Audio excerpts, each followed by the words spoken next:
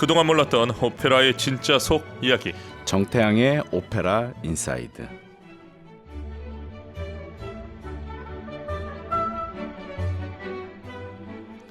피아니스트 정태양 선생님 오셨습니다. 안녕하십니까? 네, 여러분 안녕하세요. 피아니스트 정태양입니다. 더운 날이 계속되는데 한 주 동안 어떻게 지내셨습니까? 저 드디어 종강했어요. 오. 아직 한 학교는 종강하지 못했는데요. 네. 이제 목요일 날 기말고사 시험 볼 거고요. 아니 빨리빨리 좀 하시지. 학생들이 기다리고 있지 않습니까? 학생들이 저보다 더 원하겠죠. 아 물론이죠. 학생 때 기억 안 나십니까? 그랬죠. 어쨌든 이렇게 한 학기 동안 잘 지나갔고요. 네. 그리고 오늘 이 마술필이 전해드릴 생각에 들떠 있습니다. 그렇군요. 그 태양 선생님에게 수업반 학생들은 정말 좋을 것 같아요. 왜요? 왜냐하면 이 물어봤을 때 모든 걸 다 대답해준 선생님 만나기 쉽지 않아요. 아니에요. 모든 것은 당연히 아니고 함께 고민해 보려고 하는 것 같습니다. 예, 다시 겸손 모드 잘 알겠습니다. 자, 말씀하신 대로 모차르트 오페라 마술필이 오늘 두 번째 시간입니다. 지난주에 그런 말씀하셨어요. 1막을 끝내면서 2막은 많이 다르다. 네, 여러분 1막에서 길을 잃은 타미노 왕자의 이야기가 시작됐고요. 네. 파미나 공주의 사진을 보면서 사진만 보고 반하게 됩니다. 그런데 그 파미나 공주는 자라스트로의 성에 붙잡혀 있다는 이야기를 듣게 되고요.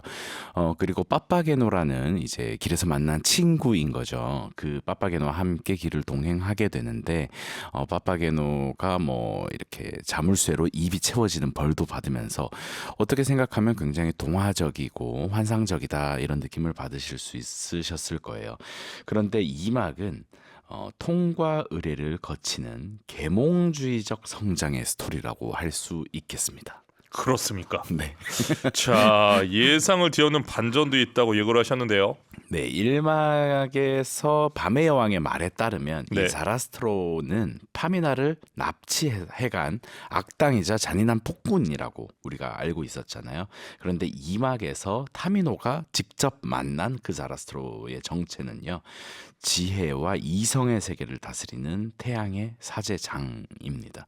그러니까 복수와 증오 대신에 용서와 박애를 베푸는 존재. 바로 우리가 알고 있던 밤의 왕의 말과는 전혀 다른 스토리가 펼쳐지게 되는 거죠. 그렇군요. 이 자라스트로 이름도 여러분 어디서 좀 들어보셨죠? 니체의 자라스트라는 이렇게 말했다의 그 자라스트라드 아닙니까? 고대 페르시아의 예언자죠. 그런데 자라스트로의 실제 모델이 된 인물도 있다면서요. 네, 많은 음악 학자들이 추론하기로는요. 이그나츠 폰 본백작을 실제 모델로 꼽는다고 합니다. 그렇군요. 당시에 오스트리아의 그 아주 저명한 과학자기도 했으면서 계몽주의 사상가였다고 합니다. 온화하고 지혜로운 성품으로 존경을 받았던 인물이라고 하고요. 무엇보다 모차르트가 속해 있던 프리메이슨 지부의 회원이라고 합니다. 그래서 모차르트가 많은 영향을 받았을 거라고 많은 사람들이 추측하고 있습니다. 모차르트를 이야기할 때 빠지지 않는 게 이 말씀하신 프리메이슨인데 프리메이슨 어떤 조직입니까? 네, 많은 분들이 잘 알고 계실 것 같은데요. 16세기 말 그리고 17세기 초에 영국에서 시작된 모임이고요. 지식인, 정치인 그리고 많은 예술가들이 계몽주의 사상을 나누는 교류의 장이었습니다. 자유, 평등, 박애를 핵심 이념으로 지혜와 덕을 쌓아서 완벽한 인간으로 나아가자라는 것을 목표로 하고 있었습니다. 그러니까 사실은 굉장한 당시 엘리트들의 모임이었고요. 그리고 이 모차르트와 대본 작가 슈카네더가 프리메이슨의 열성 회원이었다는 기록들이 있습니다. 그렇군요. 그런데 모차르트가 프리메이슨이었다는 사실이 이 모차르트의 음악과 뭔가 연관이 있을까요? 사실 음악가들, 특히 모든 예술가들은 자신의 작품에 자신이 현재 하고 있는 생각을 넣기 마련이잖아요. 모차르트도 마찬가지였습니다. 이 모차르트 후기의 음악 세계를 관통하고 있는 이 주제가 프리메이슨의 사상이었거든요. 특히 프리메이슨 장송 음악도 작곡을 했고 그리고 칸타타도 썼습니다. 그리고 특히 이 마술피리에는 이 프리메이슨의 여러 가지 사상들 그리고 가르침들이 거의 집약체로 들어가 있다고 할 수 있겠습니다. 몇 가지 말씀드리자면 이 자라스트로의 성은 이 프리메이슨의 성전을 뜻하고요. 그리고 숫자 3이 계속 나옵니다. 왜냐하면 그 밤의 왕의 시녀들도 3명이고요. 계속 이 3을 사용하는데 삼위일체와 이 완벽함을 상징한다고 해요. 그리고 서곡의 첫 머리에도 처음에 빰빰빰 하는 이 3개의 화음이 등장하고 이런 코드들을 많이 모차르트가 숨겨놓게 되죠. 그렇군요. 그러면 이 프리메이슨 사상이 음악으로도 표현이 된 거로 생각하시나요? 네, 지금 이제 들어볼 곡인데요. 바로 어허. O Isis und Osiris라는 곡입니다. 네. 정말 이 제목을 제가 도구로 읽어드렸지만 간단해요. O 이시스와 오시리스 신이시여라는 노래거든요. 이 자라스트로가 타미노 왕자와 그 파파게노가 지혜 성전에 들어올 수 있도록 이집트의 그 신들에게 기도를 올리는 노래입니다. 이 프리메이슨은 고대 이집트에서 많은 영감을 가지고 왔기 때문에 그렇군요. 그래서 그 이집트의 어떤 종교 의식이라든지 그 당시 관습에 대해서 관심이 아주 많았었습니다. 그리고 이 자라스트로라는 배역이 이 부르는 목소리가 사실은 베이스 중에서 가장 깊고 낮은 음역이라고 할 수 있을 것 같습니다. 그러니까 낮은 음역이다 보니까 그 사제장의 위험 있고 또 장대한 그 목소리를 표현하기에 적합하지 않은가 싶습니다. 그렇군요. 흥미진진한데요. 바로 들어보겠습니다. 모차르트 오페라 마술 피리 중에서 오 헤이지스 운트 오지리스, 오 이시스와 오시리스 신이여. 지금 말씀해주신 바로 그 곡입니다. 베이스 크루트몰의 음성과 볼프강 자발리시가 지휘하는 바이에른 국립오페라와 오케스트라 합창단이 함께합니다. 마술 피리 중에서 오 이지스 운트 오지리스, 오 이시스와 오시리스 신이시여. 베이스 크루트몰과 볼프강 자발리시가 지휘하는 바이에른 국립오페라 오케스트라와 합창단의 연주였습니다. 이 아리아를 듣고 나니까 밤의 여왕과 자라스트라가 확연하게 대비가 되는 게 느껴지는데요. 지난 시간에 빛과 어둠의 대비라고 알려주었습니다. 밤의 여왕의 어둠. 그럼 자라스트라가 빛인 걸까요? 일단 이름에서부터 밤의 여왕이 착한 척을 조금 했지만 사실 밤의 여왕이잖아요. 네. 뭔가 어둠이 있을 것만 같았잖아요, 사실. 이게 단순한 선악 구도라고 이야기하기는 조금 너무 쉽게 이야기하는 것 같고 이게 빛과 어둠, 그러니까 계속 대비를 이야기하거든요. 감성과 이성, 그리고 무지와 계몽의 대립을 상징하고 있습니다. 그래서 이 밤의 여왕은 계속 어둠이나 감성, 그리고 복수, 혼돈 뭐 이런 거를 이야기합니다. 그렇다 보니까 그 소프라노의 아주 높은 고음으로 마치 계속 싸우는 듯한 스타일의 노래를 부른다고 저는 생각하거든요. 그리고 딸을 이용하고 있는 어머니를 보여줍니다. 그래서 결국에는 권력을 차지하는 것이 목표고요. 그리고 방금 들으셨던 아리아의 주인공 자라스트로는 빛, 이성, 지혜, 그리고 질서, 그렇다 보니까 이 장중하면서도 사실 따뜻한 목소리의 베이스 음성, 그리고 밤의 여왕의 딸인 이 파미나의 성장을 돕는 보호자라고 할 수 있겠습니다. 그리고 이상적인 인간, 그리고 세계의 완성을 목표로 하고 있죠. 자, 드디어 밤의 여왕이 본색을 드러내는 시간입니다. 네. 어떻게 드러냅니까? 가장 유명한 시간이거든요. 파미나에게 칼을 주면서 자라스트로를 죽여라. 안 그러면 너는 더 이상 내 딸이 아니다 하면서 딸에게 위협하면서 명령을 하고 있어요. 그 이때 부르는 노래가 여러분 모두 알고 계신 그 곡. 그 유명한 밤의 여왕의 아리아입니다. 지옥의 복수심이 내 마음속에 끓어오르고라는 제목입니다. 자, 우리가 그 너무나 익숙하게 알고 있는 그 극강의 고음 구간이 있죠. 네.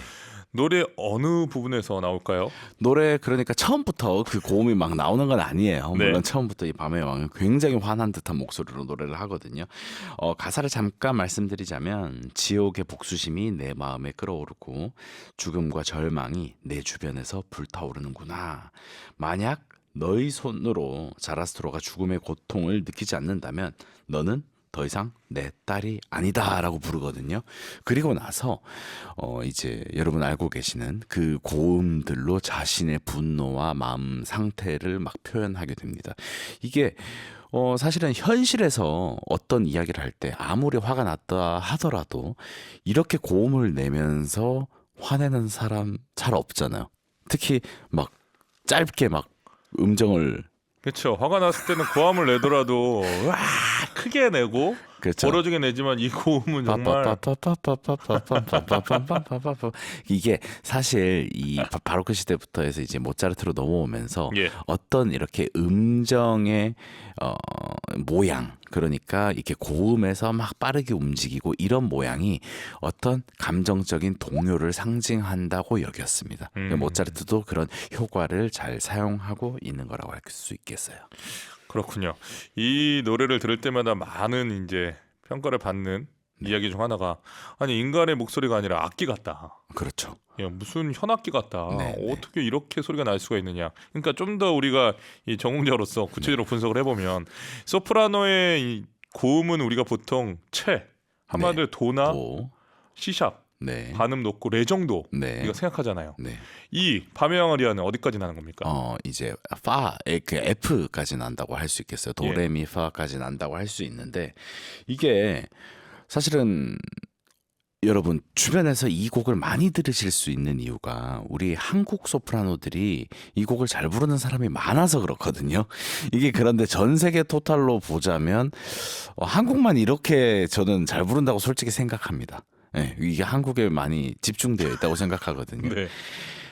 그렇지만 사실상은 부르기가 굉장히 힘든 곡이고 이게 돌고래 소리 그 주파수로 들어가는 거 있잖아요. 그 직전의 영역이라고 하거든요. 그러니까 한 준 돌고래 정도 되는데 이게 한번 딱 소리 낸 다음에 길게 있는 것도 아니고 그 근처에서 계속 기교적으로 노래를 해야 되는 겁니다. 그래서 이 숨을 정교하게 끊었다가 붙였다가 뭔가 이런 소프라노들의 테크닉이 있겠죠. 그리고 기계처럼 정확해야지 깔끔하게 들리기 때문에 그런 것들을 표현하기가 정말 어려운 것 같아요. 그런데 단순히 고음만 내고 있는 것이 아니라 이 밤의 왕 자체가 화가 났잖아요. 그러니까 그 분노의 연기까지 보여줘야 되는 아주 어려운 장면이라고 할 수 있겠어요. 자, 모차르트는 어떤 생각으로 이런 극한의 고음으로 작곡을 했다고 생각하십니까? 초연에서 이 밤의 여왕을 맡았던 가수가 모차르트의 처형인 요제파 호퍼라는 가수였습니다. 이 요제파 호퍼의 독보적인 고음 능력과 기교를 모차르트가 잘 알고 있었다고 해요. 그래서 이것을 한번 시험해보고 그리고 사람들에게 자랑하기 위해서 맞춤형으로 작곡을 했다고 하거든요. 이 요제파는 이 까다로운 배역을 10년 동안이나 완벽하게 무대에서 노래했다고 합니다. 와, 한마디로 소프라노 요제파 호퍼가 없었다면 네. 이렇게 극한까지 작곡을 안 했을 수도 있겠네요. 안 했을 수도 있겠죠, 당연히. 네. 그래서 이 작곡가 그 시기에 어떤 생각을 하는지 누구를 만나는지가 중요합니다.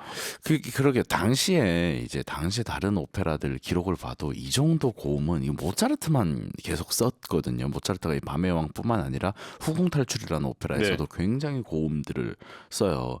그걸 생각하면 이 요제파 호퍼라는 가수의 그런 영향력, 영감이 대단했던 것 같습니다. 아, 정말 궁금해요. 이때 뭐 음원을 우리가 당연히 없겠지만 과연 호퍼는 어떻게 노래했을까? 그렇죠. 자, 그런 면에서 현대 요제파 호퍼는 소프라노 조수미가 아닐까도 생각해 보는데요.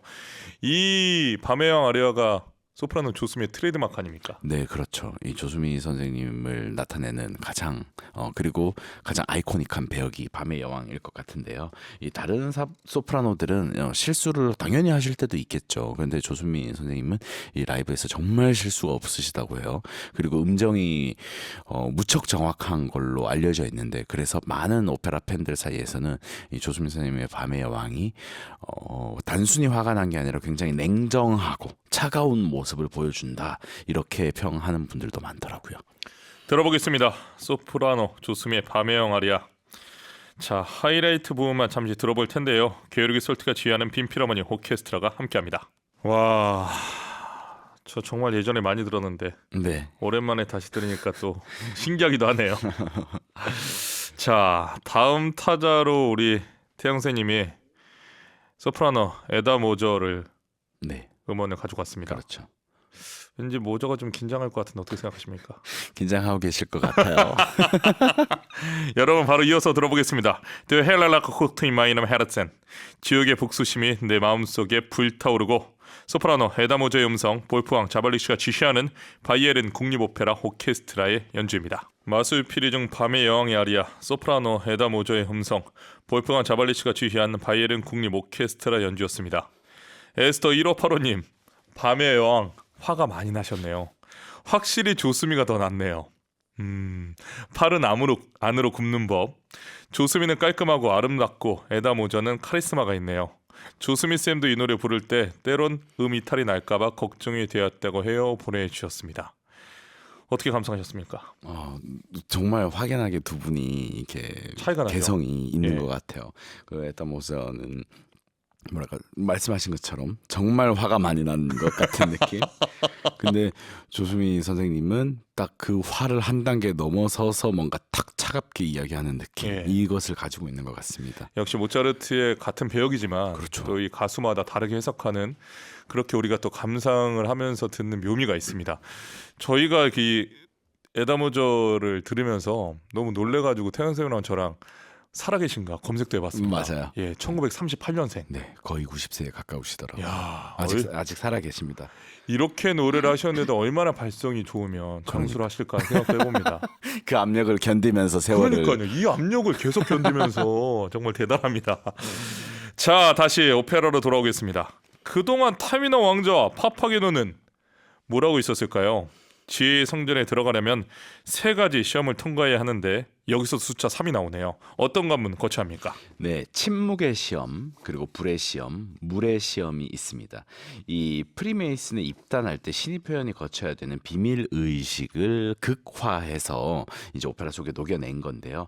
이 여러분 딱 들으시면 어떤 시험이겠구나라는 것을 상상하셨을 거예요. 침묵은요, 말없이 인내하면서 감정과 충돌을 억제할 수 있는가. 그리고 불은 뜨거운 불길 속을 걷는데 용기와 희생을 상징하고요. 그리고 물은 통과해서 건너면서 죽음과 재탄생 그리고 새로운 시작을 의미한다고 합니다. 이 3가지 통과 의례를 거쳐서 계몽의 빛에 이르는, 사실 지금 이 3가지 목록을 보니까요, 이 3가지가 되는 사람 같으면 정말 인품이 좋은 사람일 것 같아요. 그런 것처럼 이 사라스트로의 3가지 시험을 통해서 빛에 이르는 서사를 완성하게 되는 거죠. 자, 그렇군요. 마술피리 이 작품 외에도 모차르트의 다른 오페라에서 사회 비판적인 장면들을 우리가 발견할 수 있습니다.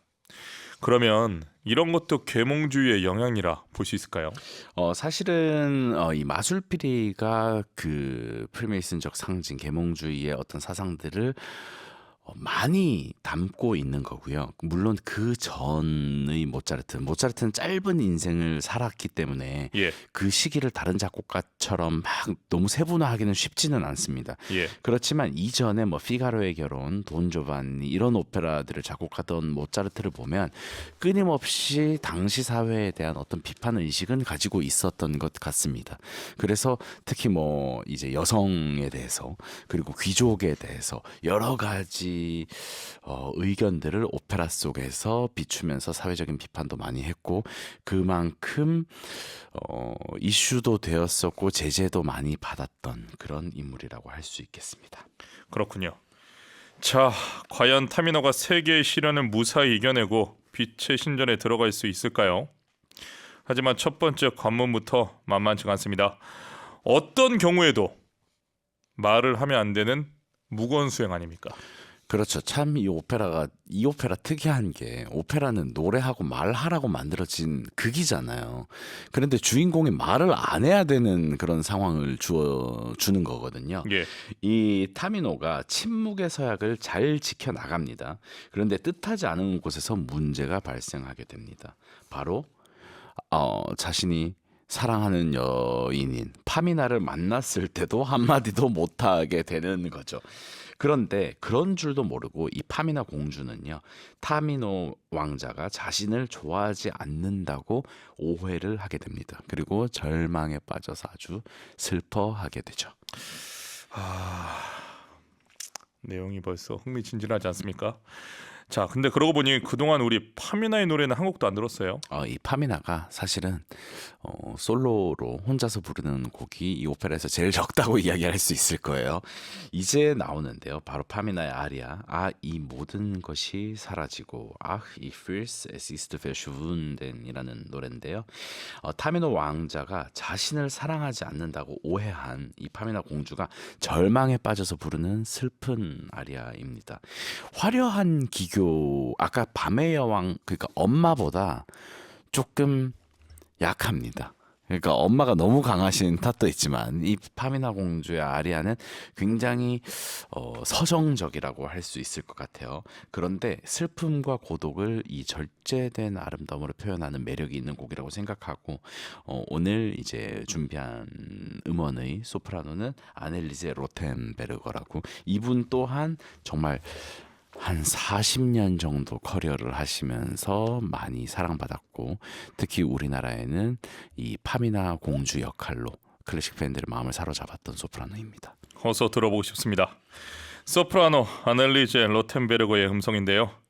Ach, ich fühl's, es ist verschwunden. 볼프강 자발리시가 지휘하는 바이에른 국립오페라 오케스트라가 함께합니다. 소프라노 아넬리제 로텐베르거가 노래한 파미나의 아리아 Ach, ich fühl's, es ist verschwunden. 이 모든 것이 사라지고. 여러분 감상하셨습니다. 볼프강 자발리시가 지휘하는 바이에른 국립오페라 오케스트라가 함께했습니다. 자, 타민 왕자는 시련도 무사히 통과했고 사랑도 완성했는데요. 그런데 파파게너는 어떻게 된 겁니까? 궁금합니다. 이 파파게노는 이게 타미노는 이 침묵의 그 시련을 묵묵하게 견뎌내서 이 파미나의 이 슬픈 아리아까지 이끌어냈잖아요. 그런데 이 파파게노는 배고픔과 갈증을 참지 못해서 투덜투덜하고 있습니다. 그러니까 일막에서도 입이 자물쇠 채워지는 벌을 받은 거죠. 그런데 이때 노파로 변장한 파파게나라는 인물이 등장해서 나와 결혼하지 않으면 너는 평생 여기 갇혀서 빵과 물만 먹고 살게 된다라고 이야기합니다. 이것도 이막에서 등장하는 굉장히 동화적인 요소라고 할 수 있겠습니다. 그런데 영원한 충성을 이 파파게노가 맹세하는 순간에 파파게나의 그 노파 분장을 한 파파게나의 본 모습이 드러나는 거죠. 그런데 침묵의 서약을 깬 탓에 눈앞에서 이 기회를 놓치게 됩니다. 제 생각에 파파게는 이렇게 생각하는 것 같아요. 내가 뭐 이렇게 소속에 살면 되지. 무슨 큰 영광을 보겠다고 파미나 왕자처럼 고생하면 사냐. 나는 그냥 소확행이면 충분해. 뭐 이런 마인드 아니었을까요? 그렇겠죠. 그런데 이 타미노 왕자와 파파게노의 이 대비가 이 오페라 속에서 굉장히 재미가 있거든요. 네. 이 사제가 달콤한 와인 한 잔을 건네주니까 이 파파게노가 기분이 굉장히 좋았던 거예요. 그렇다 보니까 진심 어린 소망을 담아서 노래를 부르게 됩니다. 내가 무슨 지혜를 바랍니까? 그저 시원한 와인 한 잔과 나를 사랑해줄 예쁜 아내 한 명만 있으면 만족합니다 하면서 I'm matching order 바이피엔이라는 노래를 부르는데, 아가씨나 귀여운 아내가 좀 있었다면 이라는 노래를 부르는데 아주 동화적이고 귀여운 모습을 발견하실 수 있을 것 같습니다. 어쩌면 우리 시대에 또 던지는 철학적 메시지가 있는 곡이네요. 그렇죠. 들어보겠습니다. 오페라 마술피리 중 파파게노의 아리아입니다. I met another boyfriend. 아가씨나 귀여운 아내가 있다면. 바리톤 발터베리의 음성, 볼프강 자발리시가 지휘하는 바이에른 국립오페라 오케스트라의 연주입니다. 바리톤 발터베리의 노래, 볼프강 자발리시가 지휘하는 바이에른 국립오페라 오케스트라 연주로 들어본 I met another boyfriend. 아가씨나 귀여운 아내가 있다면. 여러분 감상하셨습니다. 오수미님, 저도 파파게노의 마인드로 살아가고 싶어요. 노래에서 밝고 해맑은 수수함이 느껴지네요. 물 흐르는 대로 조용히 소확행하며 살고프네요. 돈이 있으면 더 좋고요. 보내주셨습니다. 아까 우리가 대화 나눈 대로 참 이 곡이 요즘 우리 시대에 느끼게 하는 바가 적지 않아요? 네, 저에게도 그렇네요. 오수미님 분명히 그렇게 행복하게 사실 겁니다. 그럼요. 이 파파게노, 그리고 특히 막 중간에 약간 정말 동화처럼 막 네. 이런 벨소리 같은 거 들렸잖아요. 그런 것도 이 파파게노의 어떤 약간 동심의 마음을 보여주는 도구였던 것 같습니다. 자, 이제 막을 내려야 할 시간입니다. 결말은 어떻게 됩니까? 네, 이 밤의 왕은 아직도 나쁜 마음을 먹은 중이거든요. 네. 이 파미나 그러니까 자기 딸을 모노스타토스라는 인물에게 주기로 하고 모노스타토스를 앞세워서 사원에 쳐들어가기로 합니다. 그런데 이 계획이 성공할 수는 없겠죠. 이 자라스트로가 밤의 여왕을 이기면서 오페라가 끝이 나거든요. 이 타미노와 파미나 커플은 모든 시험을 통과해서 빛의 세계로 입성을 하고요. 그리고 아까 전 파파게노도 파파게나를 만나서 평범하지만 행복한 삶을 살아가게 됩니다. 그리고 타미노와 파미나가 이 실현을 통한 이성적 인간의 완성을 보여준다면 상대적으로 파파게노와 파파게나는 평범한 삶 속에서 이룰 수 있는 행복의 가능성을 보여주는 거죠. 자, 마술 피리를 그저 아이들이 좋아하는 동화로만 생각하실 수 있는데요. 오늘 말씀드린 것처럼 그렇지 않습니다. 프리메이슨, 계몽주의, 로맨스, 코미디 그야말로 다 섞여 있습니다. 이런 부분을 엮을 수 있고 연결할 수 있는 모차르트 역시 천재군요. 네, 이 철학적인 상징들과 그리고 대중적인 오락성을 결합할 때 모차르트가 사실 우리가 분석하듯이 그렇게 고민을 많이 했을까요? 저는 아닐 것 같거든요. 정말 물 흐르듯이 써내려간 것이 바로 이 모차르트의 천재성이 아닐까라고 생각하거든요. 그런데 이 오페라의 어떤 요소를 강조하느냐에 따라서 정말 무겁고 진중하게 풀어낼 수도 있고요. 또 동화적인 측면을 강조하면 어린이들이 좋아할 만한 이 어린이 오페라로도 풀어낼 수 있는 게 이 오페라의 특이한 면인 것 같습니다. 그리고 심리와 철학 그리고 현대사회 비판, 정치적 해석까지 그 정말 다양한 수용성을 가지고 있는 작품이라고 할 수 있습니다. 네, 김인수님 파파게노 아리아에서 구슬 굴러가듯 종소리 나는 악기 이름이 궁금해요. 실로폰은 아닌 것 같아요. 자, 어떤 악기죠, 선생님? 네, 바로 글로켄슈필이라는 악기거든요.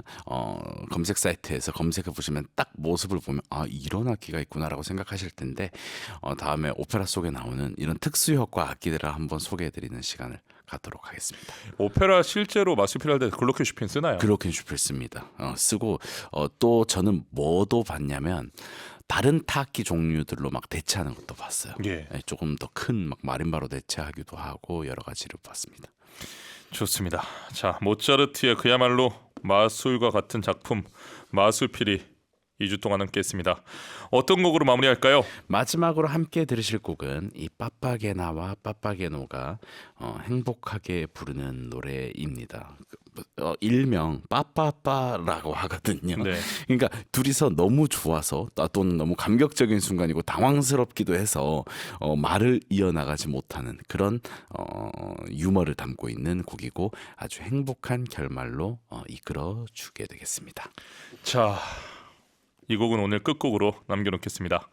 정태영의 오페라 인사이드 다음 주 어떤 작품이죠? 다음 주는 이제 독일 작품 들려드렸으니까 다시 이탈리아 작품으로 인사드리도록 하겠습니다. 예, 어떤 작품인지는 안 알려주시고 이탈리아 작품이다까지만 오픈해 주셨습니다. 여러분 다음 주도 기대해 주시기 바랍니다. 한 주 동안 건강히 지내시고 다음 주에 뵙겠습니다. 네, 감사합니다.